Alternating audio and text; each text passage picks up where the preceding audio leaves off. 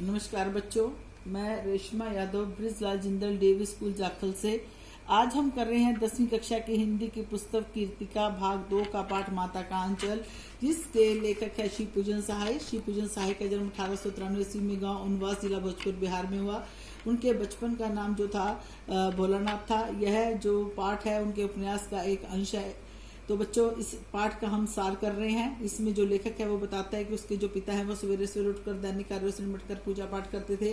वे लेखक को भी साथ में बिठाते थे और लेखक के माथे पर भभूत का एक टीका लगाते थे। लेखक का जो माँ से संबंध था केवल दूध पीने तक का था। शेष काम जो था उसके पिता ही करते थे। जो उसके पिता थे वो लेखक को भोलानाथ कहते थे। वे राम नाम 1000 बार लिखते और पाठ करने की पोथी के साथ बांध कर आटे की गोलियों में लपेटकर गंगा में मछलियों को खिलाते थे। कभी कभी वह लेखक के साथ कुश्ती भी लड़ते थे और लड़ते लड़ते वह कुश्ती लेखक से हार भी जाते थे। लेखक उनकी मूंछों को खींच लेता था। घर पर माँ अपने हाथ में एक कटोरे में गोरस और भात मिलाकर खिलाती थी। वह पिता को डांटती कि उन्हें बच्चों को ठीक से खिलाना भी नहीं आता। माँ उस भात से चिड़िया, मोर आदि जानवर बनाती थी और हमें कहती थी कि जल्दी जल्दी खा लो, ये उड़ जाएंगे। लेखक उसे जल्दी से खा जाता था। लेखक की माँ उसे जबरदस्ती क्या करती थी, सिर पर कड़वा तेल लगा देती थी, फिर बिंदी लगाकर चोटी गूंथती थी, रंगीन कुर्ता पहनाकर उसे कन्हैया बना देती थी। लेखक रोने लगता था। लेखक के पिता उसे गोद में उठाकर बाहर लेके आते थे। तो लेखक अपने दोस्तों को खेलते हुए देखता तो वो खेल की भावना से जो था रोना भूल जाता था। लेखक अपने दोस्तों के साथ तरह तरीके के खेल खेलता था।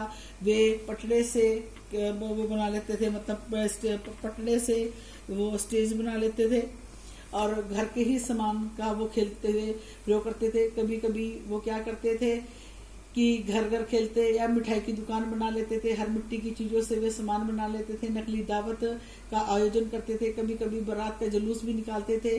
खटोली की पालकी पर दुल्हन को चढ़ा लिया जाता था। कभी कभी खेती करने की योजनाएं बनाते थे। फसल को एक जगह रखकर पैरों से रोदा जाता था।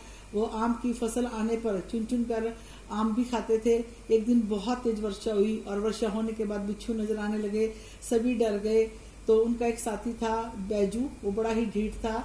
बीच में मूसन तिवारी मिल गए। उन्हें दिखाई कम देता था। बैजू ने उन्हें खूब चिढ़ाया। बुढ़वा बेईमान, मांगे करेला चोखा। मूसन तिवारी ने बच्चों को खूब खदेड़ा। फिर वह उनकी जो शिकायत थी वो पाठशाला में की। गुरुजी ने उन्हें खूब डांटा और उसके पिता जो थे, जब उन्हें पता चला तो वे दौड़कर पाठशाला गए और लेखक को घर लेके आए। लेखक बच्चों के साथ अपना खेलते खेलते एक जगह पहुंच गया जहां पर वो गाना गाते रहते थे कि राम जी की चिरैया, राम जी का खेत खा लो चिरैया, भर लो पेट।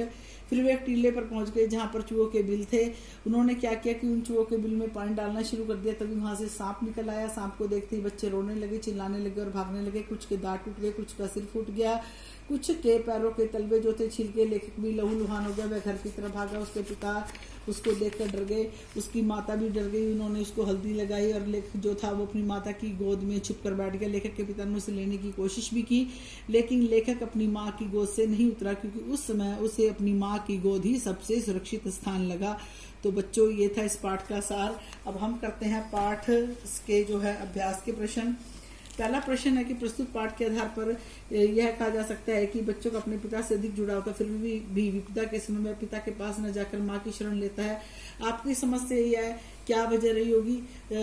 देखो, बच्चा जो था वो पिता से तो प्यार करता है, लेकिन जो माँ के अंदर एक त्याग की भावना होती है, जो संवेदनशीलता होती है, वो पिता में इतनी नहीं पाई जाती। बच्चा हर कार्य अपनी माँ के साथ ही करता रहता है और जन्म से लेकर बड़ा होने तक माँ बच्चे का हर ख्याल रखती है। इसलिए जब मुसीबत आती है तो बच्चे को माँ की जो गोद है वो सबसे सुरक्षित स्थान लगता है। अगला है, आपके विचार से भोलानाथ अपने साथियों के साथ को देखकर खेलना या खेलते देखकर सिसकना क्यों भूल जाता है? जब भोलानाथ की माँ उसको चुल्लू भर उसके सिर पर तेल लगाती है, कपड़े बनाती है, तो रोने लगता है। पिता बाहर ले आते हैं, अपने साथियों को देखता है और खेल की भावना से वह सिसकना भूल जाता है। अगला, आपने देखा होगा कि भोलानाथ अपने साथियों के साथ जब तब खेलते खेलते समय किसी न किसी प्रकार की तुकबंदी करते हैं। आपको यदि ऐसी खेलों की कोई तुकबंदी आती है तो लिखिए। बिल्कुल बेटा, आप इसमें कोई भी तुकबंदी लिख सकते हो, जैसे अक्कड़ बक्कड़ बम्बे बसी नब्बे पूरे सो, या पोषम पावे पोषम पा, डाकियों ने क्या किया, जैसे या था हरा समुंदर, गोपी चंदर। आपको जो भी आती है वो आप तुकबंदी लिख सकते हो। भोलानाथ, अगला है, भोलानाथ और उसके साथियों के खेल की सामग्री आपके खेल की सामग्री से किस प्रकार भिन्न है? क्योंकि भोला जो नाथ है उसके जो साथी जो वो खेलते थे वो घर के सामानों का प्रयोग करते थे। जैसे हमने बताया कि पटड़े का की स्टेज बना ली, मिट्टी से खाना बना लिया, दावत बना ली। लेकिन आजकल के जो हमारे बच्चे हैं वो क्या है, कंप्यूटर, लैपटॉप, नेट वगैरह पर खेलते हैं। पाठ में आए ऐसे प्रसंगों का उल्लेख कीजिए जो आपको दिल को छू गए। जैसे इसमें दिखाया गया कि पाठ में जैसे लास्ट में जब लेखक की चोट लगती है तो वह घर की तरफ भागता है, उसके पिता उसे गोद में लेना चाहते हैं, लेकिन वह सीधा माँ की गोद में ही जाकर आराम करता है और वह वहां से नहीं निकलता, क्योंकि उसे अपनी माँ की गोद ही सबसे सुरक्षित जगह लगती है। अगला, इस उपन्यास में 30 के दशक के ग्रामीण संस्कृति का वर्णन है। आज ग्रामीण संस्कृति में आपको किस तरीके का परिवर्तन दिखाई देता है।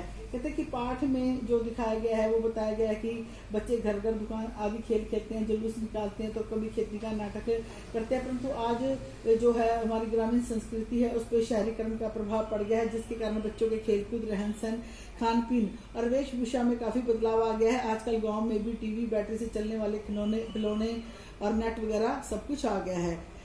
पाठ पढ़ते पढ़ते आपको भी माता पिता का लाड़ प्यार याद आया होगा। अपनी कोई भावना को डायरी पे लिखें। तो बच्चों ये आपने खुद करना है। अगला है, यहाँ माता पिता का बच्चे के प्रति जो वात्सल्य व्यक्त हुआ है उसे अपने शब्दों में लिखो। बिल्कुल, उसके पिता जब कुश्ती खेलते थे तो जानकर हार जाते थे, भोलानाथ उनकी मूछें पकड़ लेता था। भोलानाथ अपनी माँ का पल्लू पकड़कर लगातार उनके साथ घूमता रहता है। अगला है, माता का आंचल शीर्षक की उपयुक्तता पर कोई अन्य शीर्षक सुझाए। तो बिल्कुल है कि ऐसे माता का आंचल है, इसमें आप एक और शीर्षक भी दे सकते हो, उसे भूली बिसरी यादें। अगला है, बच्चे माता पिता के प्रति अपना प्रेम कैसे अभिव्यक्त करते हैं। जैसे हमने बताया था कि गोद में वो लेटते हैं, उनसे प्यार भरे वाक्य कहते हैं, अपना प्रेम शारीरिक जो थी भावनाएं उनसे व्यक्त करते हैं, कभी उनके कंधे पर चढ़ जाते हैं और कभी कभी किसी चीज के लिए जिद करने लगते हैं। इस पाठ में बच्चों ने जो दुनिया रची है वह आपकी दुनिया, बचपन की दुनिया से किस प्रकार भिन्न है। कहते बिल्कुल वो भिन्न है। जो उस समय की जो दुनिया है वो ग्रामीण सभ्यता से थी। जो आजकल के बच्चे हैं वो इलेक्ट्रॉनिक गेम, कंप्यूटर, टेलीविजन आदि के द्वारा खेलते हैं। तो बच्चों ये थे आपके अभ्यास के प्रश्न। बेटा अब आपने इस पाठ को ध्यान से पढ़ना है और अभ्यास के जो प्रश्न है वो अपनी फेयर नोटबुक पर उतारने हैं। धन्यवाद।